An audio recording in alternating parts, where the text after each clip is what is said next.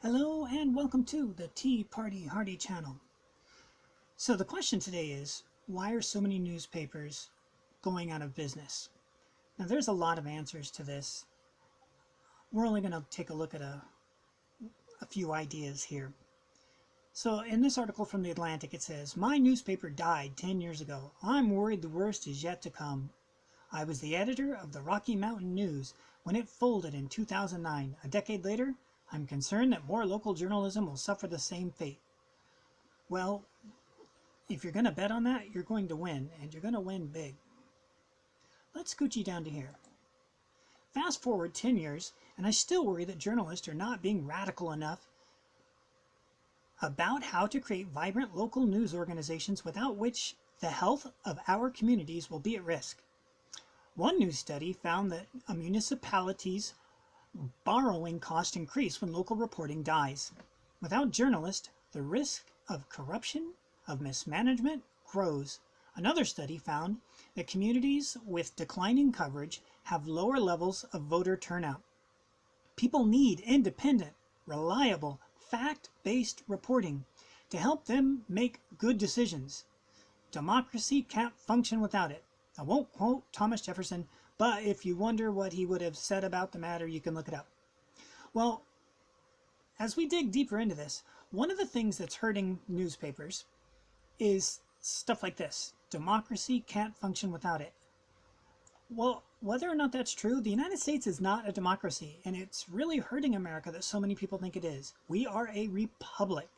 We vote for people to represent us. We are not a democracy. Democracies always end in totalitarianism or far worse. Because once you can vote to take away stuff from other people, the majority tends to fall into that line pretty fast. Republics slow it down.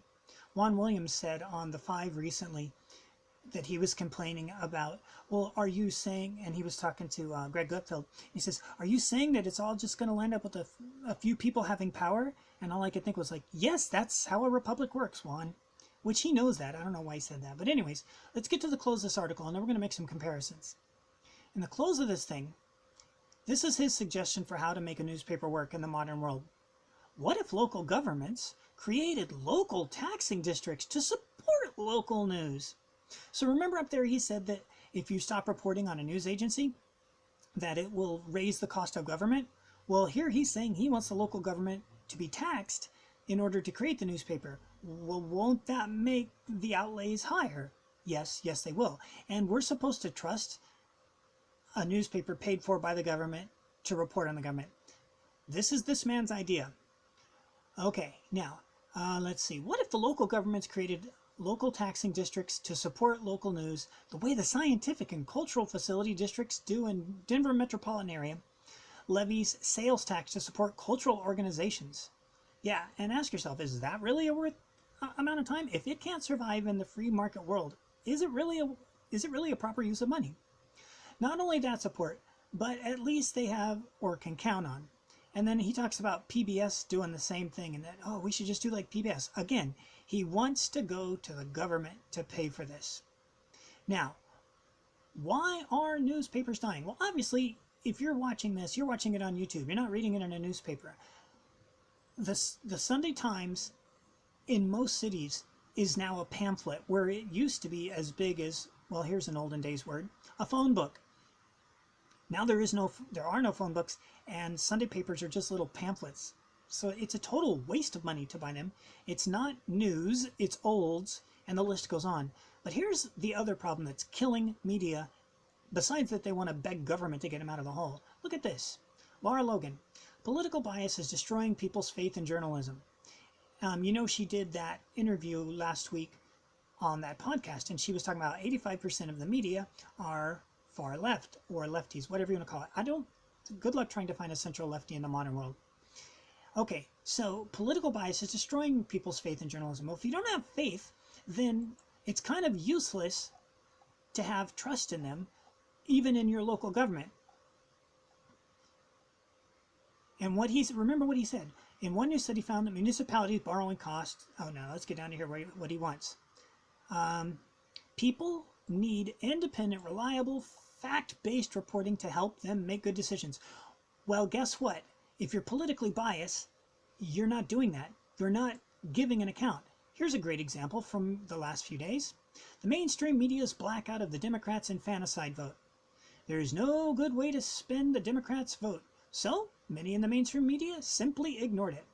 So a few days ago in Congress, they voted on if a baby is born alive, should the doctors have to keep the baby alive, even if it was supposed to be, I'll say eliminated for the sake of YouTube, in an abortion. And it just didn't get covered. So here's the thing. This guy who wants to have the government bail out the media is a guy who doesn't understand. Here's why you're dying in the free market. Right there. You're not telling the truth. We can't trust you to tell the truth, and we especially can't trust you to tell us about what you don't agree with. The free market takes care of this.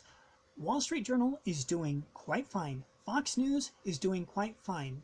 And in the here and now, MSNBC is doing okay. When they got rid of all of their crazy people and they only kept a few crazy people and they started doing a little bit more down the edge, they started getting a lot better support for their viewers. You know, Al Sharpton and people like that, those guys are gone. But anyways, here's the deal. Why are so many newspapers dying? Well, because they're not playing it straight and they're hiding the ball. If they don't like the ball, they hide the ball. You know, Trump is in Vietnam right now negotiating with Kim, and all you're going to find on the news reports on the mainstream media is all about the Cohen report.